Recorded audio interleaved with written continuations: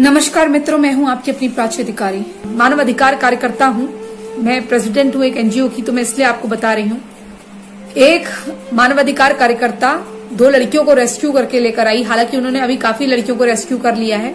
Rescue करके लेकर आई तो उन्होंने बताया कि वो लड़कियां जो हैं 7-8 बजे रात को उनको ले जाया जाता था और फिर उनको गाड़ी या वैन में ले जाया जाता था। 50 से 200 आदमी उनके साथ सामूहिक बलात्कार करते थे। 50 से 200 आदमी, और ये किस्सा सुबह के 7 से 10 बजे तक चलता था।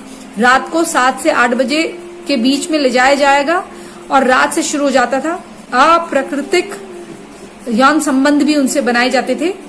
सब कुछ होता था उनके साथ जो आप सोच नहीं सकते, या आप जितना गंदा सोच सकते हैं उतना गंदा होता था। सुबह को उनको फेंक दिया जाता था उनके घर के बाहर झाड़ियों में, यूं करके। तो कभी कभी उनको अगर थोड़ी सी ताकत रही तो चादर अपने ऊपर घसीट लेती थी। माँ बाप घर के बाहर एक चादर रखे रहते थे, वो घसीट लेती थी, या जो साड़ी वो पहन के या कपड़े पहन के गई है उससे ढक लेती थी।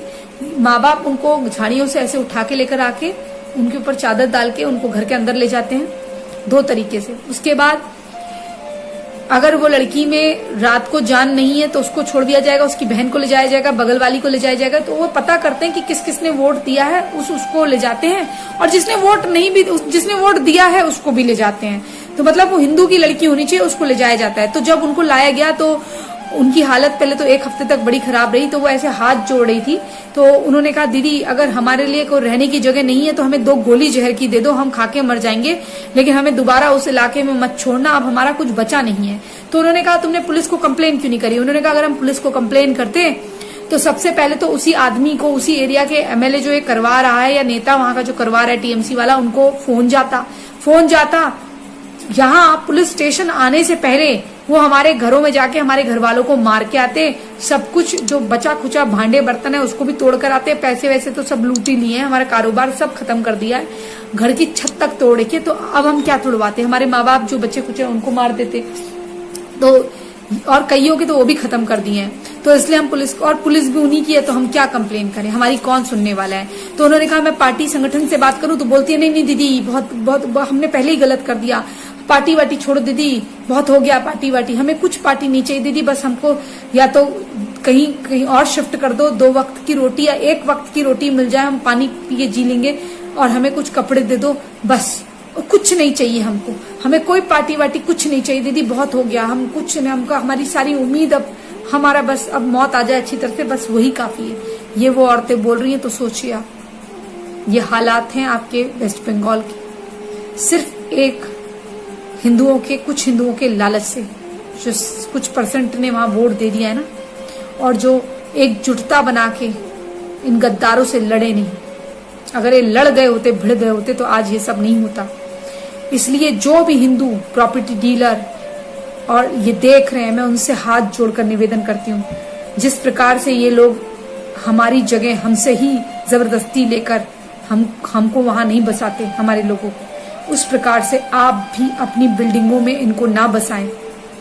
और अगर आप थोड़े से लालच के चक्कर में अपनी जगह इनको बेच देते हैं, इनकी एक आदत होती है, अगर आप 1 करोड़ कहेंगे तो 5 करोड़ में आपसे लेते हैं। जहां पर ये लोग नहीं होते, यहाँ पर तो ये जबरदस्ती ले रहे हैं, लेकिन जहां पर ये नहीं होते वहां बसने के लिए, जहां इनकी ताकत नहीं होती, वहां क्या करते हैं, वहां आपको लालच दे देते हैं। वहां पर 1 करोड़ का 5 करोड़ देता है। हिंदू क्या करता है, झट से वो 5 करोड़ लेकर उनको बसा देता है, अपना दूसरी जगह चले जाता है, फिर वहां से भी उसको ऐसे ही करते हैं। हिंदू अपनी जगह छोड़ता रहता है, पहले तो अपनी जगह लालच की वजह से छोड़ता है, बाद में फिर मार खा के फ्री में छोड़ता है।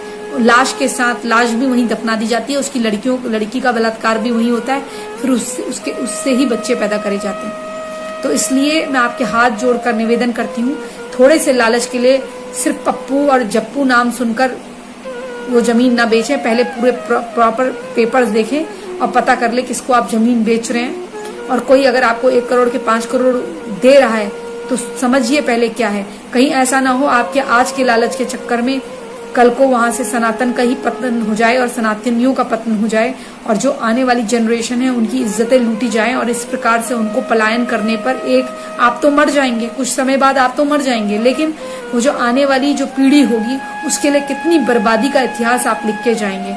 इसलिए हाथ जोड़ के निवेदन है, थोड़ी सी लालच के चक्कर में हिंदुओं के साथ इस प्रकार से ना करें और इस राष्ट्र को इस्लामिक खुरासान बनने से बचा लें। इससे ज्यादा मैं आपसे क्या कहूँ। वेस्ट बंगाल के हालत दिन से बदतर होते जा रहे हैं। वहां पर या तो 3 टुकड़े होकर शुभेंदु अधिकारी को और एक जगह का मुख्यमंत्री बनाया जाए, फिर एक प्रदेश का किसी और को बनाया जाए, ईस्ट वेस्ट नॉर्थ ऐसे प्रदेश बनाए जाएं, तब तो कुछ हो सकता है और ममता बनर्जी की ताकत खत्म हो जाएगी और ये जिस दिन उनकी बात नहीं मानेगी उस दिन इसका ही गला तर से कट दिया जाएगा। ये जिहादी इस तरह से काटते हैं या फिर इसके खिलाफ राष्ट्रद्रोह का मुकदमा दायर करके तुरंत वहां पर राष्ट्रपति शासन लगे, क्योंकि हिंदुओं की हालत बद से बदतर हो रही। पता नहीं कोई माई का लाल क्यों नहीं है, माँ का दूध सूख चुका है लगता है। चलिए इसी संदेश के साथ, बहुत दुखी मन के साथ आपसे बस इतना कह सकती हूँ, फेसबुक यूट्यूब के जो योद्धा हैं जो केवल बात बड़ी बड़ी करते हैं और अब वो मुझसे तुलना करने लग जाएंगे लड़कियों से, मैं आपसे हाथ जोड़ के एक निवेदन करती हूँ,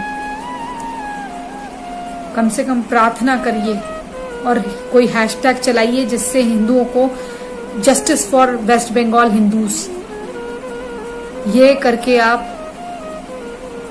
rehabilitation of West Bengal Hindus, justice for West Bengal Hindus, president rule and hashtag president rule required in West Bengal, president rule need of the hour in West Bengal, ऐसे करके हैशटैग चलाइए। इसी संदेश के साथ मैं प्राची अधिकारी आपसे विदा लेती हूँ। जय जय हिंद, जय जय भारत, जय मां भद्रकाली।